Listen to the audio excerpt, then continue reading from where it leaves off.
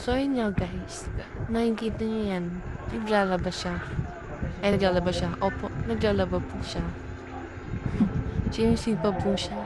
Kasi po, di ako pwede maglaba. Kasi nga po, meron po akong manas. Tapos, konting galaw, ganun. Sa bibig po, sumasakit, sumisiksik po sa may bandang puso. Kaya ayan, maalaga at mabait po kasama. Love you, love, love, kung mapanood mo to, daw, nakatingin siya sa akin. Pero guys, nainituhan yan kasi ang dami-dami daw labahan, tapos yung labahan niya daw is hindi na. Kasi naman po, oh, diba? Kita niyo po yan? Oh, wala na tayo sa topic. Basta yun guys, nakikita niyo. Nagda-down na yan siya. Tapos kumakanta yan ka, so hindi niya po maririnig. Pero kumakanta po yan. Kahit ganyan po yan.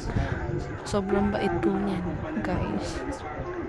Tapos maalaga pa.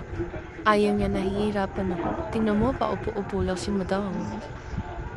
So, tinanong pala ng mga babae, pagka nakahanap kayo ng ganyang lalaki, no, hindi kayo pamabayaan, kabuntis kayo, alalayan kayo, diba?